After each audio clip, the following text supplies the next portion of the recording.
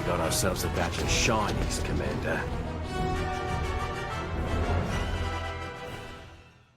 Welcome to episode 36 of Coordinated Fire, where I think we missed a big event this weekend. Yeah. I heard something about it. Yeah, Just a little one. The Ontario Caravan did not make it this year, unfortunately. Not unfortunately, and I really would have loved to be there. I could definitely sat in envy this weekend of everyone getting to participate. It was nice to be at home from the sidelines and cheering on some names and familiar faces and friends along the way.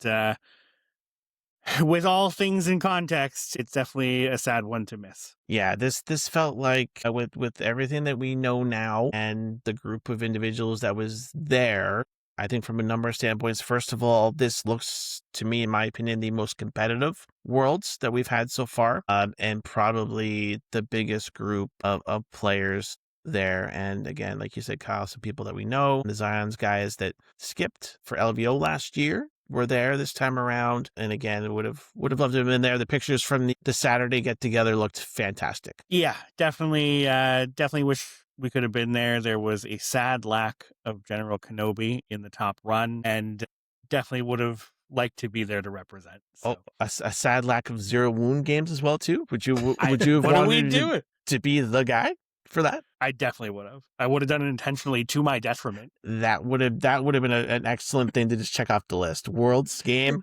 0 wounds. It's always my favorite when people who aren't even at the event get angry at you for having 0 wounds, and it's just like, why are you even involved in this? Go away. Yeah.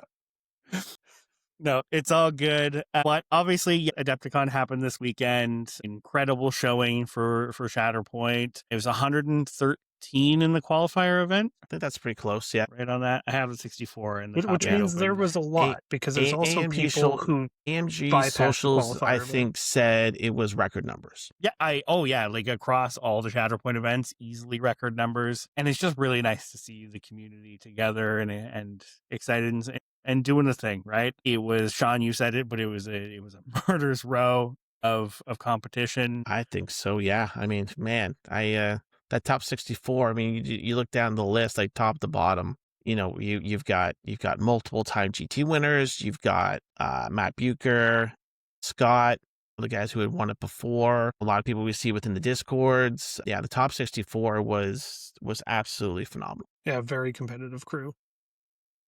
Absolutely. But with all of that, there is a winner at the end. So just from all of us, a huge congrats to Matt Bronson. And I just want to say, I take a lot of joy in the fact that it's not just Americans who go to events in another country and steal the show, because he fought through a lot of very good players to take that. It was giving me some Sam Sweden vibes. Yeah. I mean, obviously the kind of the notch here goes to fact that he's Canadian. Let's get that out of the way, right? He's our guy. You know what I mean? And so that feels super good. Let's get that out of the way. Canadian by way of Norway is the way I'm going to say it. And again, yeah, it came second place last year, and then like Return of the Jedi comes back and just, I don't want to say the word annihilates, but like he did. You gotta have a lot of more than a little bit of luck to get through a group. 100%. And Matt took that through the entire top 8, played Cassian Kanan. And the one thing I want to shout out with the list is, one, I think Kanan overall had fallen a bit out of favor for the go-to Cassian pairings, even though has always been strong, and unless something changes, will always be strong. But with Sabine in that secondary spot with Kanan, with Ezra on the other side, and Sabine is not one that's gotten much love lately. So happy to see that for sure. Otherwise, pretty standard affair. I like that his Delta pairing was also Luminara, who had a great showing overall. There was at least not so much in the 8, but a lot more Luminara than I was expecting across the event. Yeah, I was also surprised about that. I mean, I know she does pretty well with Boss, but I didn't. It was never in my head that was a top tier pairing with Boss. I always thought like, oh yeah, this is a cool thing you can do. But apparently it can do very well in very big events. Yeah, it was cool to see. Yeah, like a near equal representation with Boss Lumi. I'll need to run some numbers, but it might be about equal here between Hunter and Lumi as boss pairings here. Interesting. Apparently, we just missed the boat on that thing. I've just been playing Obi the whole time. There's no other options. But no, super exciting. Obviously, we saw a great run with both Cassian lists and boss lists and Delta lists.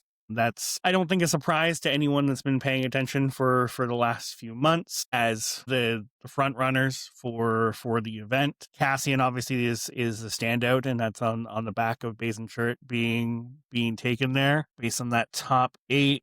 Yeah, about equal representation for Cassian and Delta. Majority of that top 8 was taking both. In terms of games played, Cassian got played a lot more than Boss, though. By about 50% more. Yeah. 97 games is a huge amount. And that's in the top 64. That's not even including the qualifiers. Oh, and like we're talking 97 games and 62, then 31. Like the top 2 were so far and away played more than even third place. And like we've never seen numbers like that. Like even when Aiden and Kanan were running amok, it was never that big of a discrepancy. Some credit here that I think I was actually a little surprised about is top 64 only had 5 unused primaries. Yeah, good representation there overall. That is nice. Significantly more representation than I would have expected. Which is cool to see. Shout out Eric for flying the Thrawn flag still. Like big shout outs there. I think a lot of this is expected numbers, but there was significantly more representation than I think I would have guessed at hitting that top 64. I mean, it is a lot of players. Having one instance of, what was it, like 40 primaries in a 64 player field isn't that wild. A 64 player field that has to fulfill their destiny against the top players in the world. It's not one where you take risks. Yeah. No, was a great event with some great games played over the weekend from all of us. A huge shout out to the Momentous Struggle crew for streaming some incredible games all weekend. So those of us at home could stay tuned, pay attention. The interviews were great. The games were great. Sean, I know you were a little more tuned in than I think Titus or I was, just based on the weekend. Yep. Yeah. I was watching both because just interested. And again, we're good friends with those guys, and the production quality is very high. Shout out to Todd for asking some very direct questions in the interview as well too. I mean, I think we can put that out there, and getting some good answers out of some individuals that I think at this time needed some answers from. But yeah, overall, just fantastic, really well done. The giveaways were super nice too. A couple of the Ontario guys, Josh and Cam. I believe Cam won the dice and Josh won a set of sticks. So nice to see that get to some Ontario people, but just the community overall. But yeah, just top notch every single time. They're getting better. They tried some new overlays with like damage and wounds and all that kind of stuff. Incredible. Yes. So I think the streaming is evolving as they go along. And Todd said that they were going to take some feedback even from this event and then kind of change things up again for next year, because I do believe that they have a good relationship with Adepticon overall. So they are going to continue to stream at Adepticon into the foreseeable future. So again, yes, Todd, Aubrey, you guys and the rest of the crew did a great job. Yeah, and it's a lot of work that like they're not absolutely. There's not much kickback from that. So like it's amazing them willing to do that in the first place. No, and that level of like just being that level of on all weekend is a truly incredible feat, and that is nothing else other than for this community. So again, from all of us, thank you guys. You think it's hard playing Shatterpoint at a high level all weekend? Try streaming all weekend. Yeah, streaming and relaying information and trying to get that information to be clear, and board states as well as you can do using cameras. Yeah, really well done. There was viewers all weekend. The chat was active all weekend, and again, I tuned in when I could. So appreciation is there across the board, and just getting that level of visibility out there. That again, this was an event with combine all the events of 200 plus players playing Shatterpoint. It's important to get that out there, right? Absolutely. Yeah. Cool. Sweet. I don't think there's much more to touch on for the meta, at least from my side. I don't think so. I mean, meta's tough right now. May can't come soon enough. I think that's the way a lot of people are feeling. There's a lot of sentiment out there.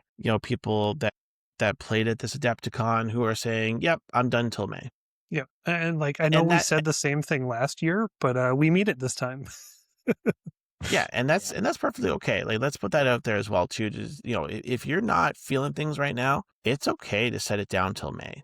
Honestly, I would say it's healthier to set it down for a bit than I think so. Yes, pushing through frustration. And I would definitely advocate for that. I will say the one other thing I want to shout out, I was really happy to see Kenny playing Luke alongside Cassian. Yes, this weekend. I think Luke, especially with Cassian, is actually in a great spot and answers some pointed things in the game right now. But it adds to a list of, again, that right underneath Delta and Cassian and Bazing Turret there's so much playable right now just under that shell. Again, we have confirmation that both Cassian and Delta in some form are getting a bit of a touch, and I can't wait to see it. I hope we get to that period. We've said it a few times, where that like 3-month period before the Gin box and the boss box came out. If we could just fun rewind to that, like make sure that happens in May, that would be great. With some other stuff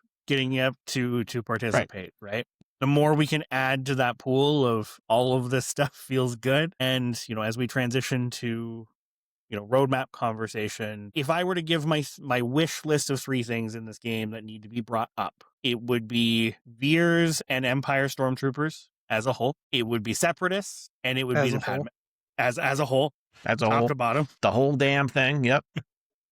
And the Padme box would be my wish list. That's always the weird one to me, because the Padme box feels so close close, and it wouldn't take much, but we'll see when we get to the rebalance. I would agree with all of those, right? Because if you fix Veers and bring up the power level again, sorry, Empire brain talking here, bring up the power of the Stormtroopers, like that also helps Krennic. Absolutely. And it helps a number of other things going on too. If you can bring up the power level of the Stormtroopers, it solves a lot of other problems. And honestly, Empire's biggest problem right now outside of that is how over the top Cassian and Delta are. Yes. Yeah. Because I would say hanging out right underneath them can hang out but aren't quite at that level is a few different Empire lists, right? Yeah, there's a lot of variation in Empire, and all of them are almost there. Yeah. Where absolutely. Titus, I think it was before we jumped on or earlier today, you mentioned the delta between the 2 top best primaries and the third, which I think we can all agree is Ki-Adi-Mundi. Yes. So I was just talking amongst ourselves and saying, kudos to Dean for bringing something that was off meta. And then I had to think about it for a second. I'm like, the third most powerful primary in the game is not even considered meta in most of our minds at this point. Yep. And that's a sad statement. So this rebalance is very needed. But I think there's definitely a few Empire options that can hang with Camp. If we're saying that's the right underneath the big bads, there is Empire stuff that can hang in that space. So again, the Stormtroopers, if you take the 2 good Stormtroopers, we're almost there. So having a bit more variety there and having a bit more power behind it looks like it'll be really nice, because with the 2 boogeymen coming down a little bit, I think that list can really hang, and having to actually make choices with your supports is a nice problem to have. I always hate going into a list and being like, okay, well, this is basically made for me. Here you go. Where again, post last rebalance, you could walk out to Republic and say, which clone do I want? All of them. Yeah. And that felt great, because before that it was just, okay, you take ARFs and then something else. And then you're sad. Death Troopers, and particularly Shore Troopers with an extra defense dice. I mean, Shore Troopers, if you're playing Veers, probably already had an extra defense dice. And another one. Let's go. That's what I'm saying. Stack on stacks on stacks. Let's go. But so the three things we saw. So looking at the roadmap that we were shown off 3 different cards coming for the rebalance. Veers, as we were just touching on, was one of them, who got a rework to his identity. And before the Stormtrooper in reserve got an extra defense dice, and now it's just Stormtroopers list-wide extra defense dice, which for me is huge. This is the big buff to It's Veers. nice. The I'm very identity, excited about it. the identity, I think, is a change. You're not hot it's a side on grade. the identity at all. You've said that. So I actually think I'm the highest of the three of us. Yeah, on where we're feeling on that. I'd say it's a side grade mostly as deference to Kyle's opinion, because personally I think it's a nerf. It's 100% a nerf. If you use that identity at the start of the turn, it means Veers can't use either his attack or a Stormtrooper attack to set up for it. And that was a key part of how he played. And I agree with that. Having played Veers enough, I would agree with that as well. I'll agree that that's how it was played. I think the approach is different now. If you were to just give me a blanket statement on do I prefer game knowledge early or game knowledge late, I'm going to choose early. So I now have a full understanding of what that ability is going to get out of Veers at the start of the turn. So did it do damage? Okay, great. I can focus something to do the extra damage I need to that unit. Did it get somebody off the point? Okay, great. I can now commit a body to that point to flip it. Did it just pull control off a point because they moved off? Okay, great. Now my opponent has to put in resources next turn to take that point back. The thing is, objection. You don't have full knowledge because it still happens after his tactic, which is and in most of his movement that he's giving out. Yeah, and you're also giving your opponent movement as well too, which I don't think is ever. Again, that was always a problem. That was there. That was always the issue. Yeah. So like, yes, there is value to that, 100%. So, Tice, I'm going to give a counterpoint. Both the tactic and that ability say at the start of this unit's activation. Yeah, and the precedent we have with Hera, it was ruled that the tactic goes first. Okay. Yep. I didn't know that when going through this, because again, what's like Hera? Veers does still we're talking about this for the first time. It's all good. With his active. He does still get to move someone with his active. So like there's still value there. It's just not as strong as to be clear, I think this is less likely to do damage than the old one. Yeah. Period. I think this change makes it much more of a controllability than a damageability. Can we agree on that? Do think it's going to force them, like either you stand there and take damage, which again, I now know that, or most likely you're going to take them. And it depends on, a lot of it depends on positioning, but it's the same educated choice I think you can make with the old one. I'm just pro. At worst, if it is a downgrade, it's still worth it for the extra dice on the Stormtrooper defense. Oh yeah, the extra dice on the Stormtrooper as a whole, Veers got significantly better. And yes, it makes me happy because it plays very much into that style that Veers was good at, which was the hyper defensive Stormtrooper, like turtle sort of play style. Yeah, you go out there, you just hold points, and people struggle to get you off of them because you just are rolling a ton of dice, and Stormtroopers are kind of tanky as is. A defensive playstyle Empire list, I'm very pro. Yep. Like you're manning a garrison. There's very little more Imperial than and again, that. I was already having quite a bit of fun with Moff Veers. And I think if they rework his attack tree and actually give him like so that's my big question on what's happening there. And obviously we didn't see anything there. We also don't know if he's still a 7. Yeah, that's true. Making him an 8? Yeah. The chef's kiss. So actually, I think I have a counterpoint to that, but we'll get and I have the same counterpoint with the snowtroopers. So we also know from the teaser image at the end that the snowtroopers are part of the rebalance. Thank God. Which desperately need it. We don't know anything about what's happening, but I desperately need it. But if you're going stormtroopers, you're still taking stormtrooper sergeant, period. And Titus, I think that was where I was going. So the problem is if yours goes to 8, I don't know what that means because I still need Stormtrooper Sergeant. If Snowtroopers are better, I still don't know what that means for the list because I still need to take Stormtrooper Sergeant. It means Night Troopers. But they're not in the same era that we know of. Okay, so we still need Veers as a 7? We don't need him as a 7. No, if he goes to 8, it gives options. So what it would do, Sean, and I think for your benefit, is if Veers went to an 8, it would allow you to take Veers Thrawn. Yes. As a viable option. Yeah. Yes. It would also allow the Krennic Veers list to go double Death Troopers, which is that is also quite good. Yeah. Even Veers Vader would be on the table then as well. Yeah. Get special options, yeah. And I mean, and we're let's not forget Morgan as well too, but the zombie Yes. stormtroopers as well too. We don't know exactly what. Even then, I still probably want Stormtrooper Sergeant, Yes. who is just again an incredible 3 that Veer's just so. I mean, if we get a buff to Snowtroopers, Veer's Vader is still on the table, even if Veer's is a 7. The Snowtroopers would make that. So there's As a place whole, for it. This change is going to be nice for Empire. Agreed. Over to our Separatist friends. Now, I would feel a lot better if we saw more Separatist stuff, like even in the teaser on that there was more coming for Separatists. But we do have a change to the B1 battle droids. And this is a fun one in particular because, Titus, I think you and I have theory crafted how to fix the B1s probably 20 different times. And this was one of our top ideas. And this was one of the top ideas, that they should never go down. They should always be up. They should have increased stamina to be able to just be able to stand back up. Once we started seeing abilities like Zeb and Paz, we were like, no, this is what the B1 should have. Yeah. And that's what they got.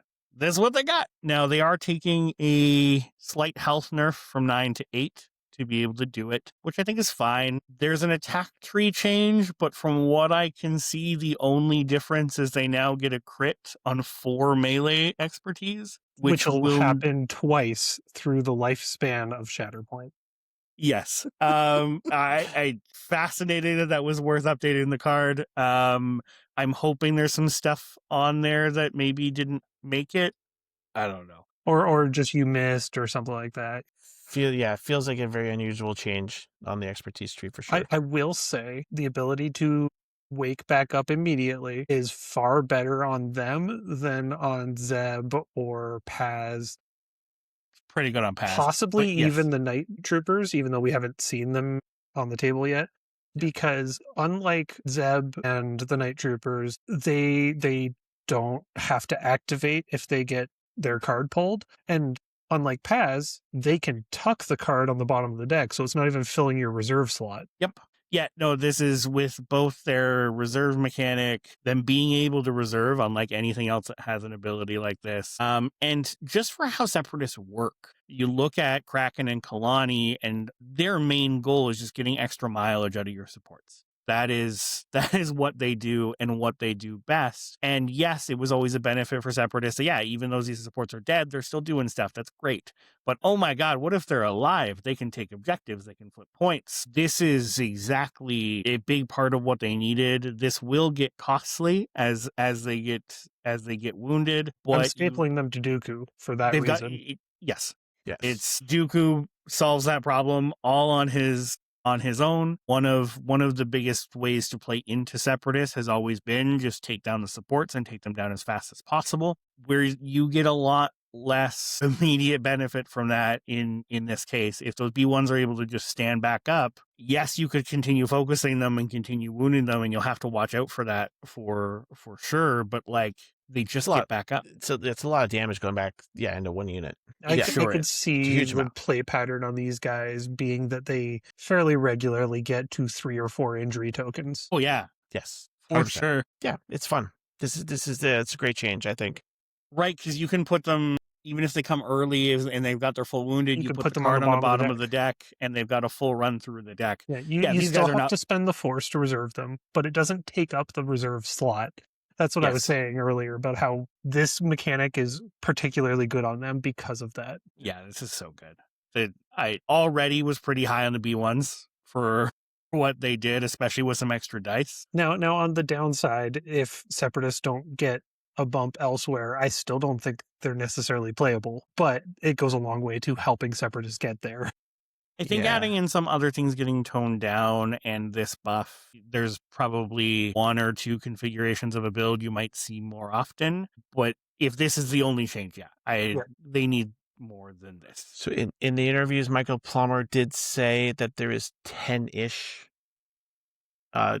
characters in this one, that it's smaller than the last balance patch. So which 10-ish means it can be like maybe a dozen or 14 or whatever. Yeah, let's call it 12 to be safe. We know 6 from the preview, they mentioned nerfs to Cassian and Boss. So that's 8, so the 4 more. We've got 4 slots left.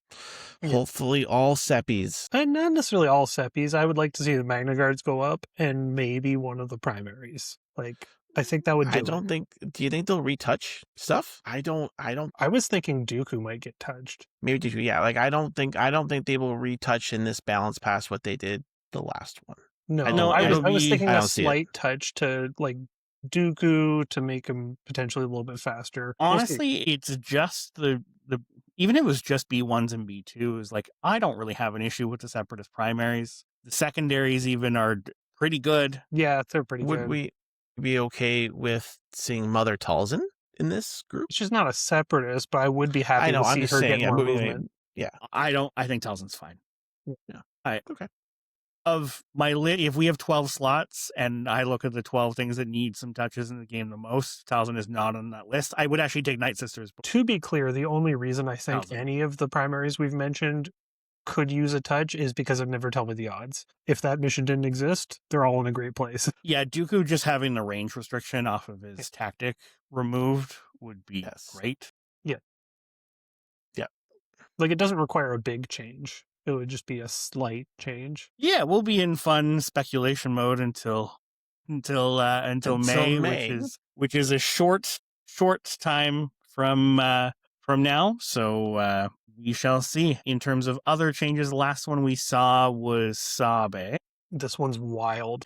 Yeah, this one's real interesting to me. Like, out of characters that I'm not sure needed any touches, she was certainly the best piece of the Padme box already. Yeah. But we also know Padme's getting touched, so I think it might be the whole box. Yeah, and I think even if, obviously, we have the introduction of the Naboo keyword here and the removal of the handmaiden requirement for her tactic. Now, again, I already thought Sabe was one of the best secondaries in the game in a vacuum. And in a vacuum is a very important caveat to... Asterisk. To that, because you could really only play her with this box. So this has opened up the ability to play her outside of this box. But she does even better with the Naboo tag. I would suspect that Padme's getting the exact same change, where she will get the Naboo tag and her coordinated fire will be switched to Naboo instead of Handmaiden. Yep, that makes sense. Yep. Yeah, which is mostly just future proofing because they're the only things that are going to have the Naboo keyword. So if Titus, if a primary has the Naboo keyword, that means Aura Singh can too. Oh. Oh my gosh. We're back on this fantasy. Yeah, I'm on this train. That's yeah. Amazing. Because if Padme gets the Naboo keyword, I mean, she triggers off of all these abilities too, and Aura Singh has access to them in Era, and we are back to Padme CAD. I take back everything bad I've said about AMG over the last month. I'm so in right now. Lord. Yeah, because you guys have wanted Aura Singh to be able to get the Handmaiden tag for a very, very long time. Oh yeah, because it would make the CAD Padme list just absolutely busted, and I'm so excited. That's what I'm here for. Okay, so exposed flank is the same as it was before. But her tactic changed. Right? Yeah, it's just she gets to dash a unit, and if it was Naboo, she also gets a dash. It's the same thing as Plo, same thing as Kiadi, same thing as... Which I find disappointing. Like, it is a tried and true good tactic. I found that a tactic before was really cool and thematic. Yes. What I will say, though, is how many other secondaries can move a full unit? No, like, this is really good. Right? It's very, very... Yeah. I think Bodhi, maybe? No, Bodhi's just one character. And Bodhi's one. Which is still good, but like... Yeah. Is she the only secondary in the game that can move a whole unit? No. To be clear? Kalani, Kraken. Kraken, yeah. And Wolf. Kalani has a range restriction. Okay, so we have a small group of individuals. But it is a very small... But Wolf doesn't also move himself. Kalani doesn't move himself. Correct. Kraken has to choose someone else. This is a primary level tactic on a secondary. Yeah, so I think that's Sabe, let's go. So my disappointment was just the level of creativity, not the power Yeah, level. fair. But they made up for it with the rest. So she had a supporting fire before that allowed her to dash. Yeah, it was coordinated assault. It allowed her to dash if she was within a certain distance. It was very useful, but It was occasionally useful, and most of the time off. it was really good. It allowed supports to move a secondary. Like that's something you look for pretty often. Yeah, I think I've been of the opinion for a long time that there's too much conflicting with coordinated fire across all of That's Republic. valid. Yeah, because Republic stuff. And wasn't even in the list of the best abilities that conflicted with it. So it's nice to see some other options. So we now have Staunch Bodyguard. So when an allied primary character is targeted by an enemy attack, before dice are rolled, this unit may use this ability. One character in this unit may reposition toward that primary character. After this move is resolved, if one or more characters in this unit are within 2 of the targeted primary, it adds 2 dice to its defense roll. This is real good. This is I like really this. good. It does It replace sure is. Bodyguard, so her own dice are likely going down unless they did touch up her stance card. But like, I think it's well worth the exchange here. It is a very thematic ability. It's very cool, and that extra movement is like a reposition on your opponent's turn is always really good. I'm gonna say specifically a repo on this ability is top tier, top notch. And to my favorite part of this card, which pairs very well with that ability, Decoy. So before choosing a unit to activate with your Shatterpoint card, you may choose an active objective that is within 2. If you do, choose an allied Naboo primary character, put each character in this unit within 1 of the chosen primary character, then put the chosen primary character within 1 of the chosen active objectives. So I distinctly remember about 6 months ago saying Sabe and Padme need abilities. This should be able to switch places. I am Queen Amidala of Naboo. Yes. And they switch places. I can't believe they actually did it. This is both an incredible ability, like an absolutely stellar ability from a gameplay and tabletop perspective, but is also thematic as hell. I was convinced there was no way to do this in a way that would actually make sense. And they did it. And they did it. Beyond excited about this ability in particular. It'll be interesting to see if there's no way they're going to give Qui-Gon a Naboo primary. I am Qui-Gon Jinn. This is just going to be Padme, right? Like it has to be. It has to be. I like it. Yeah, it's got to be. Somehow you're going to give Lando Naboo, I'm sure, but like Cam Passman is listening to this episode and be like, yeah, Lando's getting Naboo. Yeah. No, it's a super cool ability, and the fact that it is clear across the board, it just, you have to have an active objective within 2 of you, right? It's Padme can be on the other side of the table, and you just go, whoop, just boop, done. Yeah, this is really good. Which is especially good with Padme because she can keep her supports contesting when they're wounded. So that might be a 3-body swing. Yeah, no, this is just incredible. I think that's probably Sabe is my most exciting thing from this roadmap. She looks incredible. This is, again, I put some work into painting this box, and it's one of my favorite boxes in the game. The models are gorgeous. They look great on the table, and they're not brown. They're not white. They're not black. brown. It's not a lightsaber. It's not some dude in armor. It's great. Yep. I'm very excited that they hit it out of the park with this one. Now, rebalance excitement aside, there wasn't much else to the roadmap. Yeah, there wasn't. We saw some painted models for some of the sequel trilogy stuff. We were told that the sequel trilogy stuff's not coming for another year. Yeah, so we are seeing the sequel stuff in 2027. There were some weird conversations, though, and some weird communication from AMG overall. So yes, the roadmap said 2027. But also when they were revealing some other stuff, specifically in the MCP section, they said they wanted to start getting towards having more stuff previewed and then released within 60 days. Yeah, we're upwards to 4 months. I'm in this weird place of, okay, maybe they put 2027 because they also talked about manufacturing and new manufacturing as well too. Is 2027 a placeholder date if they can get manufacturing figured out and then things actually come out sooner. I don't think so. I wouldn't I take don't know. I anything mean, maybe said in the MCP section or in the Legion section as applying to Shatterpoint at this point, because they've So, made it yeah, clear they're different game lines. They're so different. maybe a bit of copium there. I don't know. Maybe. Yeah, so I think if there was a chance of that, that would have been to be announced for the date. Yeah. You know, and I think part of what was said during these is that they're trying to be more transparent.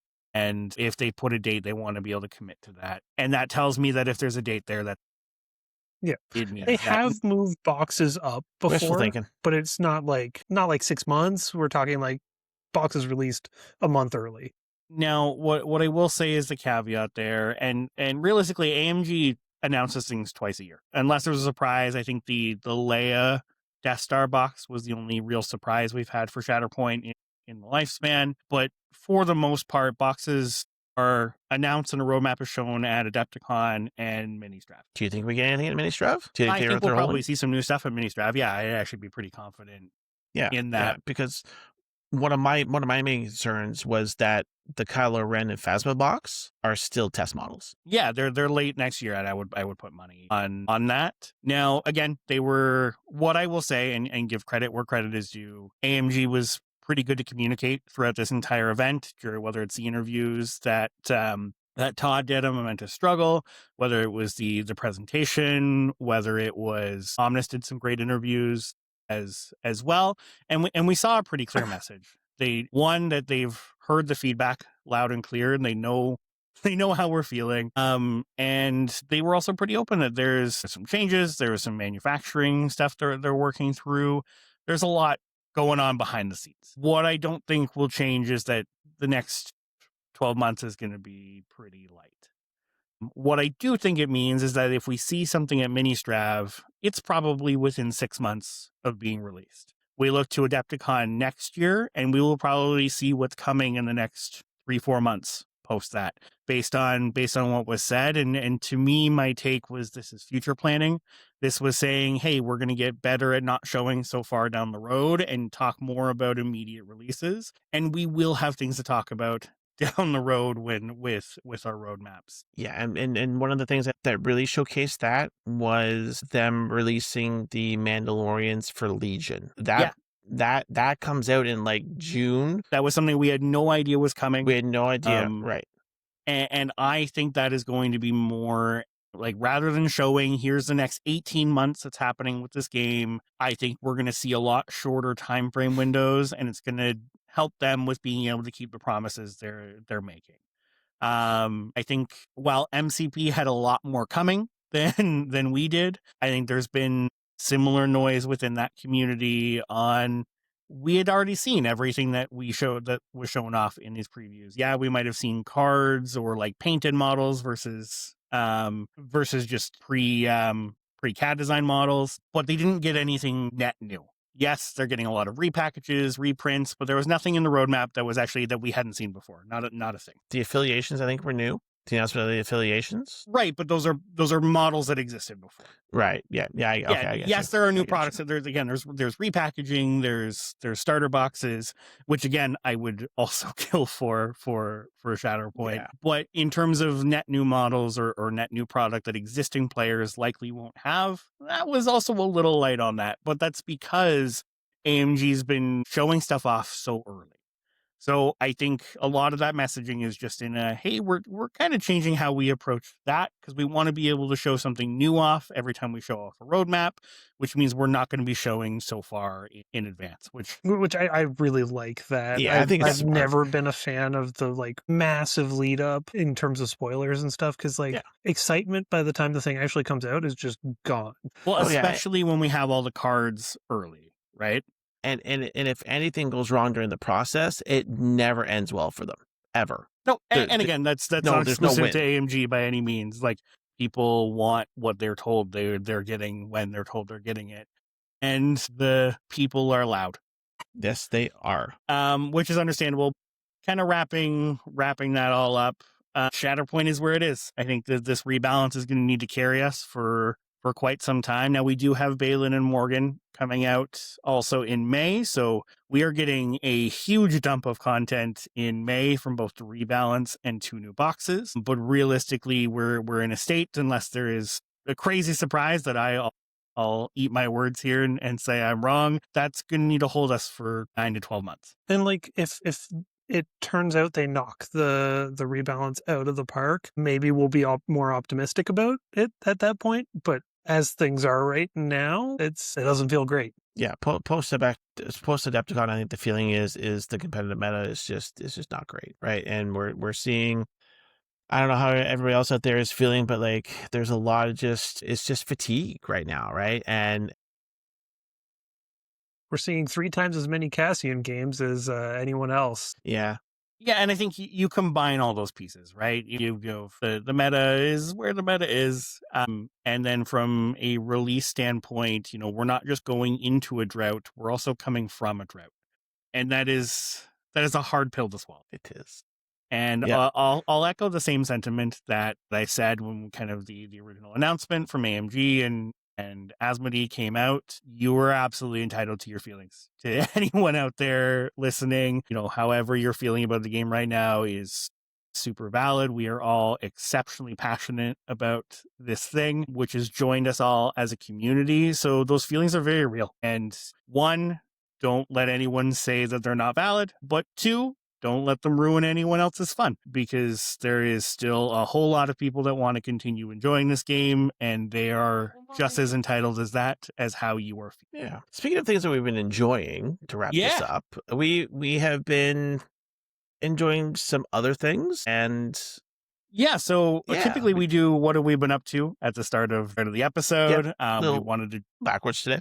Jump in and talk about Adepticon first, but our local game night for Shatterpoint has been a lot of legendary encounters. Sean, you have still continued to miss out, unfortunately. Yeah, new job and life has held me back for like the last 3 weeks. I haven't done any game. The only gaming I've actually done is I played about 20 hours of Crimson Desert. That's it. That's like my gaming time. That's it. So. Oh man, mine is now Pokopia. Pokopia is my life. Yeah. I look beside me and Jen is playing Pokopia right now. I heard that one's real good too. Yes, but if there's anybody out there playing Crimson Desert, let me know in the Discord. Tell me about where all these new mounts are and where your secret weapons and everything you're finding is. Let me know. That's where that non-Shatterpoint. So you guys are playing this new stuff, and I am currently making my way through the original StarCraft, albeit it's the mass recall mod for StarCraft 2, but like it's still like real old gaming. So I am also playing through StarCraft 1, and we'll get to why we're doing that in a second here. Yeah. It's been a ton of fun. I have always loved RTS games. That is a genre that has been a dying breed for quite some time now. It's been on life support for like 20 years, but never actually went away. Yeah, but it is a genre that I love. Like even just from a more modern take, and it's still old. Like the Company of Heroes games are great. StarCraft 1 and 2. You go through the Command and Conquer series, Age of Empires. I think RTS games led me into tabletop wargaming. 100%. Same here. For sure. And the rabbit in the hat of why we're talking about this is... I was still going to keep talking about StarCraft. Playing a lot of the StarCraft miniatures game, mostly on TTS, but because the models aren't out TTS. Yet. But yeah, I think I'm 4 or 5 games in now. Titus, I think you're around the same. I think I'm at 6 or 7. Yeah, you're a few ahead of me, Sean. I think you're. 2?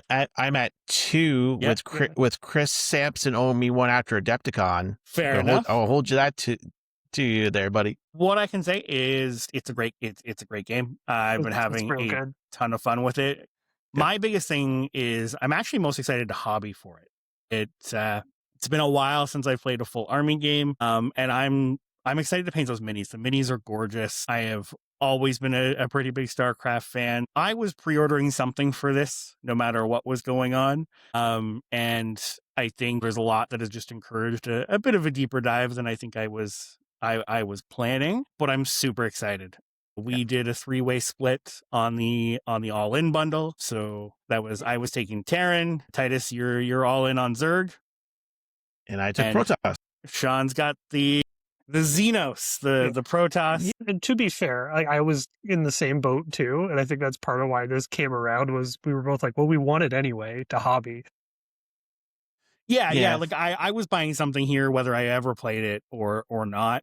And seeing all the high res photos now of like the professional painters and the stuff that's come out of these models Adepticon, are like incredible. the models are bonkers. Yeah, and to kind of touch on it for me too is the nice thing about it is for those that have played it, it plays kind of like a skirmish, but it's full army. So for me personally, it's scratching a bit of an itch of like 40K without having to dive into that size, and also not having to dive into a Games Workshop game that I don't want to dive into. Yeah. I also think the Personal deployment rules to it there. just add a lot of depth, which is nice, but it's Yeah. part of what gives it that skirmish feel because you're only deploying half your army at a time. Yeah, you don't have your full army on the table. The supply, the reinforcements, the minerals of Esping gas. There's so much that translates from StarCraft into this game in some really, really cool ways. In a lot of ways, it feels like a best of miniature games. And like if you were to take like some of my favorite pieces from a bunch of different games, and it's a lot of them put together, I don't think there's a crazy amount here that's like brand new and super innovative. It certainly feels like a tabletop miniatures game, but the supply and reinforcement is pretty unique. And a lot of it is, if I were to give a laundry list of issues I have with other games, it fixes almost every one of them in some pretty clever ways. It feels refined. Mhm. Is It the feels word refined. Yes. It feels very, very refined. Yeah, now I will say it's very different from Shatterpoint. In fact, other than they are tabletop miniatures games, the overlap is exceptionally minimal. Yeah, roll dice. We roll position dice. We models have on models the on table. a table. There's There's objectives terrain. to hold. Elevation matters. But it certainly has more in common with your Warhammer 40K than it does Shatterpoint. In terms of other stuff we've got going on, in terms of games that are similar to Shatterpoint, at least more similar, we do have, Sean, you and I have some MCP planned for Thursday. Yeah. I am going to I'm going to dust off the X-Men. That's the affiliation I've played for quite some time. MCP for me has always been a game where I just play the stuff that I enjoy. I started off playing Avengers, and then I played Weapon X when they first came out. The Weapon X timeline kind of storyline for me was always a favorite back in the comics and the TV show. I don't think we are in a headspace to play super competitive MCP. I think that's something we've always discussed as like, this is very much more like on a casual level. I love MCP when it's super thematic and it's matching comic book fights and all that. And it has a full system as a game to really match that kind of play. It has everyone yells spike moments where it's super exciting and super fun. That in the same way, if I'm in an event where there's stakes, are a little more frustrating, personally. Yeah, we went to that one Torchlight GT, I believe, but like with like zero expectations. Yeah, I think I went 3-3 at that event and had a great time. Exactly. Yeah, I had to leave it early. I went like 3, whatever. Like I had to leave it a little early, but I had a positive record. That was good for me. Like if I leave an MCP event like 50-50 or positive by like one game, I'm happy. Just grab the swag, dice, cards, whatever. That's about as far as it goes for me for MCP. So I really like X-Men as an affiliation. They're not doing too hot right now, but again, it doesn't matter. I get to put Professor X and Nightcrawler and Domino and X-23 on the table. And like, I will that say for me is the most important part. To throw, like, some of our community was already kind of bought in. Some this is going to be newer. Titus, I'm really excited for you to give it. Yeah, I'm super excited for Titus to get into it. I actually have a team of spiders now. I just need to finish assembling my last affiliation box and paint them. But 100% I'm looking forward now. to trying it.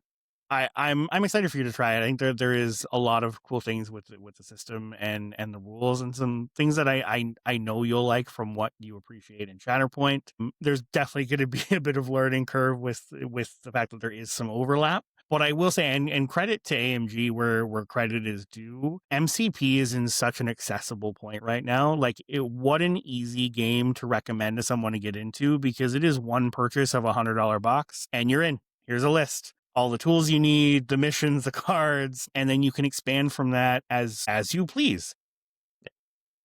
Yeah, Even the affiliation boxes are great. They're incredible. And even the smaller ones that are now like 5 characters with all the repackaging they're doing I know there's some difficulties with existing players on, hey, I only need one model and now I have to buy this box with 5. But for anyone new jumping in, even just another affiliation is just 2 of those boxes away. It is exceptionally accessible. And they are doing, for what I would call a mature game, I think AMG is making a lot of the right choices for. Yep. Yeah, I would agree. Yeah. Super excited to get back into it. I think it's going to be a good time. We always use the term palate cleanser. I think Yep. very good palate cleanser. And again, to play something where it's just like 10 of our favorite characters. Yeah, go. I'm excited to show up to some local events at Crit, which run regularly, get some games going on a Thursday. And I guess that's a good transition to kind of our next chat here. Is you're likely going to be hearing a lot of us going through this journey of getting together and playing some other games, whether that's StarCraft, whether that's MCP. I think one of the important things for us was to just talk about this journey. And to be clear, we don't know where it lands. That's as upfront I can be. I think to kind of just pinpoint it a little bit more, things are kind of changing for us. I think for not only the 3 of us, but we're seeing a lot of changes within our core local group, who again we're all friends with. We had someone on the podcast, and we've had Josh, we've had Brandon on here, Kyle's brother, Ryan. We kind of have this like core 6 to 8 people within our local community, and with a lot of the news now that is bringing some change, and we also see it within the broader community as well too. And again, we just want to reiterate again, like Kyle said, feelings are valid. So likely a lot of people listening to this are feeling the same way too as well. And we're going to start exploring some different things and start talking about some stuff in terms of what that means for the podcast specifically. We still have some major events happening here in Ontario. We have our monthlies that we love to talk about. We do have the Table Bound Open. We have Battle for Breath. I have Forced Convergence at the end of the year in October. And we're going to do our best to try and talk about those things. We're going to cover the rebalance. We're going to cover the Morgan and Balin box, right? You're going to get our thoughts on all those types of things. But again, I think more sprinkling of like, hey, we also played this, or hey, we're also interested in that. Yeah, in terms of a natural evolution. What it comes down to is I don't think any of the 3 of us are super happy about the state of the game. I don't think we've been fairly upfront about that, but we want to be very transparent about it. We don't know.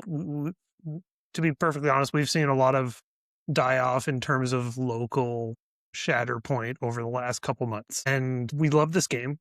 We're going to stick around as long as it kind of makes sense. But at the same time, this is just a hobby for us. So like, we're not going to force it if we're not liking the game anymore. That point hasn't come. But I think the most important thing is we're going to be very upfront about it, where we're going with the cast, what we end up doing. We're still around. Like Sean said, we're going to cover the rebalance.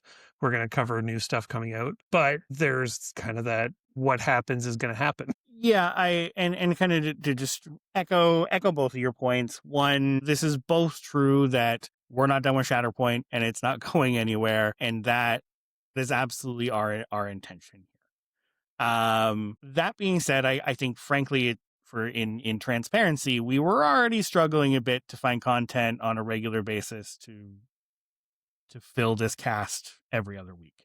As it has been. Now there's plenty to talk about right now. Again, we're just coming out of Adepticon. We've got some stuff coming very soon that will be really exciting to talk about. But you'll likely be hearing about our journeys in trying other games and how do they compare to Shatterpoint and what do we like about them and what are we looking for as we kind of explore some other games. And we just want to share that journey with you. I think we all agree that I don't think that journey is probably unique for a lot of the community that's going through a lot of the same thoughts and feelings right now. So we wanted to share that journey with you. If you're wondering what this means for the future of this cast, great question. We're wondering that too. But we are going to be honest with this community as we go through this journey and figuring out what the future is for us, for our local group, and for the coordinated fire community. I think at least for me, feels like we might be very episode at a time. Like based on what's going on, episode at a time